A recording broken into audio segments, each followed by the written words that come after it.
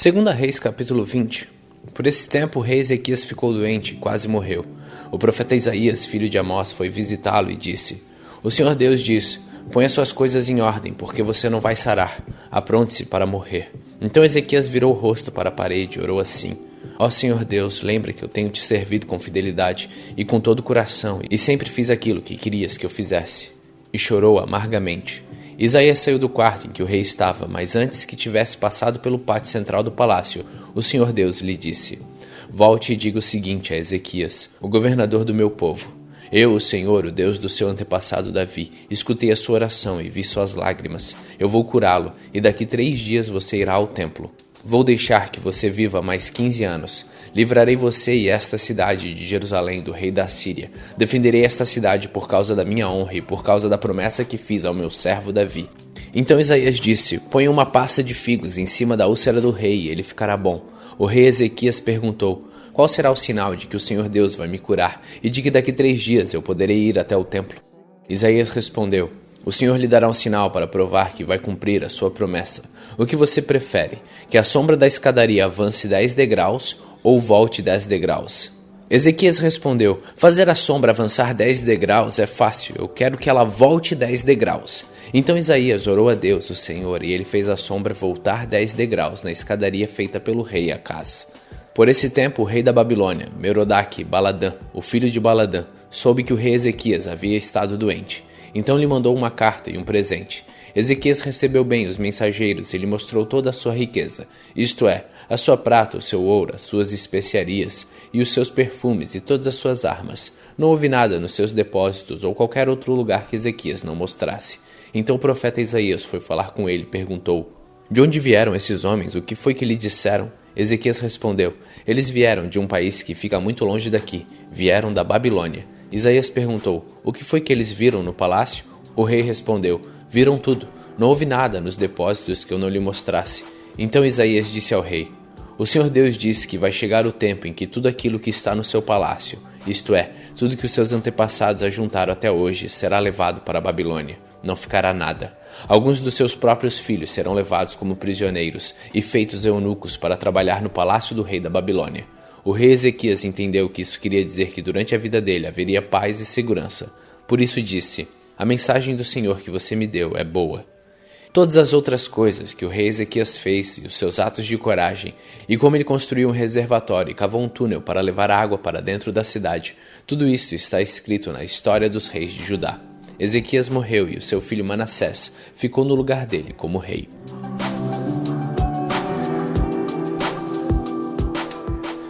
Segunda Reis, capítulo 21. Manassés tinha 12 anos de idade quando se tornou rei de Judá. Ele governou 55 anos em Jerusalém. A mãe dele se chamava Refisba. Manassés pecou contra Deus, o Senhor, seguindo os costumes nojentos das nações que o Senhor havia expulsado da terra, conforme o povo de Israel avançava.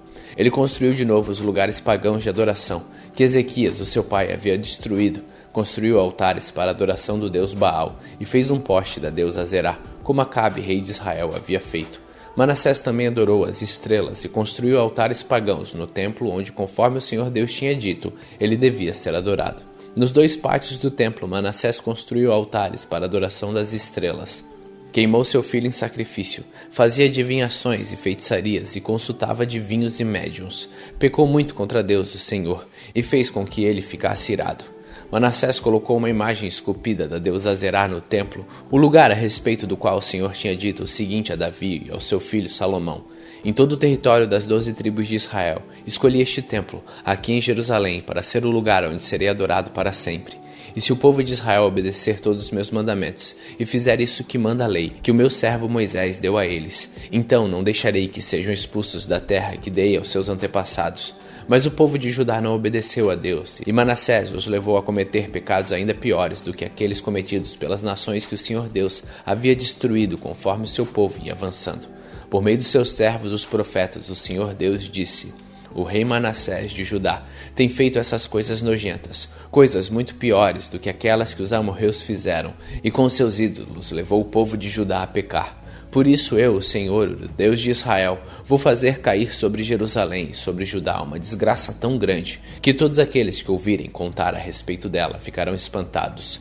Eu castigarei Jerusalém como fiz com a cidade de Samaria e como fiz com o rei Acabe de Israel e com seus descendentes.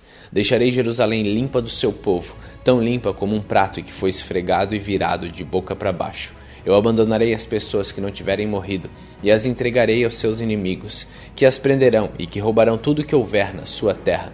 Farei isso com o meu povo porque eles têm feito coisas erradas, que não me agradam, e me têm deixado irado desde o tempo em que os antepassados deles saíram do Egito até hoje. Manassés matou tantas pessoas inocentes que as ruas de Jerusalém ficaram alagadas de sangue.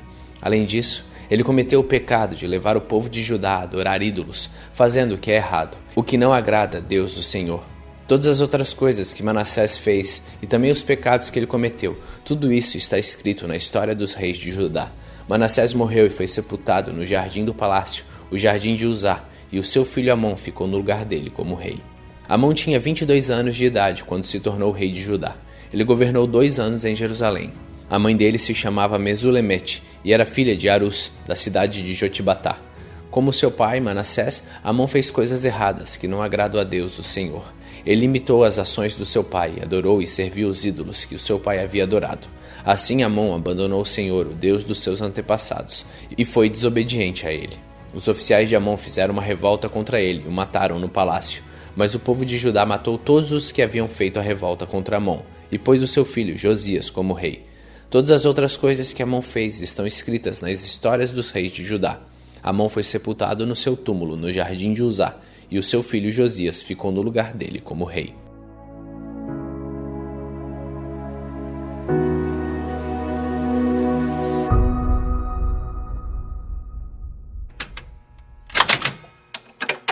Provérbios capítulo 21. Para o Senhor Deus, controlar a mente de um rei é tão fácil como dirigir a correnteza de um rio. Se você pensa que tudo que fez é certo, lembre que o Senhor julga suas intenções. Faça o que é direito e justo, pois isso agrada mais a Deus do que lhe oferecer sacrifícios. Os maus são dominados pelo orgulho e pela vaidade, e isto é pecado. Quem planeja com cuidado tem fartura, mas o apressado acaba passando necessidade. A riqueza que é ganha desonestamente acaba logo, e é uma armadilha mortal. Os maus são destruídos pela sua própria violência, porque se negam a fazer o que é direito. O culpado segue caminhos errados, mas o inocente faz o que é direito. É melhor morar no fundo do quintal do que dentro da casa como uma mulher briguenta. Os maus têm fome do mal. Eles não têm pena de ninguém. Quando o zombador é castigado, as pessoas sem experiências aprendem uma lição. Quando se ensina o sábio, o seu conhecimento é aumentado. Deus que é justo observa os maus e os faz cair na desgraça. Quem recusar ouvir o grito do pobre, também gritará e não será ouvido. Dê um presente em segredo a quem estiver zangado com você, e a raiva dele acabará. Quando se faz justiça, os bons ficam felizes, porém os maus ficam apavorados. Quem se afasta do bom senso está caminhando para a morte. Quem ama os prazeres passará necessidade. Quem ama o vinho e a boa comida nunca ficará rico. As pessoas honestas ficam livres da angústia, e os maus sofrem no lugar dos bons. É melhor morar no deserto do que com uma mulher que vive resmungando e se queixando. O homem sensato tem o suficiente para viver na riqueza e na fartura, mas o insensato não, porque gasta tudo o que ganha. Quem é bondoso e direito terá uma vida longa e será tratado com respeito e justiça. Uma pessoa inteligente pode conquistar uma cidade defendida por homens fortes e destruir as muralhas que eles confiavam. Se você não quer se meter em dificuldades, tome cuidado com o que diz. Chamamos de zombador o homem vaidoso, que trata os outros com orgulho e desprezo. O preguiçoso morre desejando muitas coisas, porque se nega a trabalhar.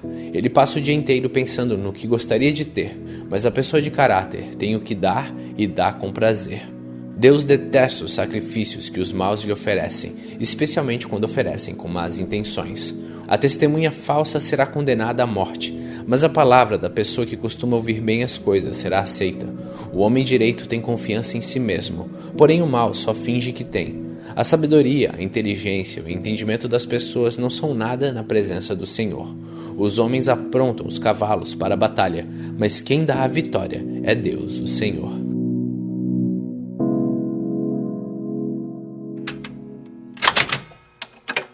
Segunda João 1. Do presbítero para a querida senhora e os seus filhos, a quem amo de verdade. Não somente eu, mas todos os que conhecem a verdade amam vocês. Nós os amamos por causa da verdade que continua em nós e estará conosco para sempre. Que a graça, a misericórdia e a paz de Deus, o nosso Pai, de Jesus Cristo, seu Filho, estejam conosco em verdade e amor. Eu fiquei muito feliz quando soube que alguns dos seus filhos vivem de acordo com a verdade, como o Pai nos mandou viver. E agora, querida senhora, eu lhe peço que nos amemos uns aos outros.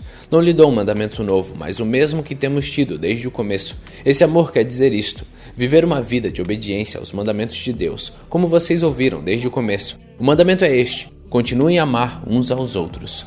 Muitos enganadores têm se espalhado pelo mundo, afirmando que Jesus Cristo não veio como um ser humano. Quem faz isso é o enganador e o inimigo de Cristo. Tomem cuidado com vocês mesmos para que não percam o trabalho que já fizemos, mas recebam a recompensa completa. Quem não fica com o ensinamento de Cristo, mas vai além dele, não tem Deus. Porém, quem fica com o ensinamento de Cristo, esse tem tanto o Pai como o Filho. Se alguém for até vocês e não levar o ensinamento de Cristo, não recebam essa pessoa na casa de vocês. Nem lhe digam que a paz esteja com você, pois quem deseja paz a essa pessoa é o seu companheiro no mal que ela faz. Ainda tenho muitas coisas a dizer a vocês, mas não quis fazer isso por carta, pois espero visitá-los e falar com vocês pessoalmente, para que assim a nossa alegria seja completa. Os filhos da sua querida irmã mandam saudações. Hoje, no dia 172 de nossa leitura, terminamos a segunda carta de João. Continue faminto, continue humilde.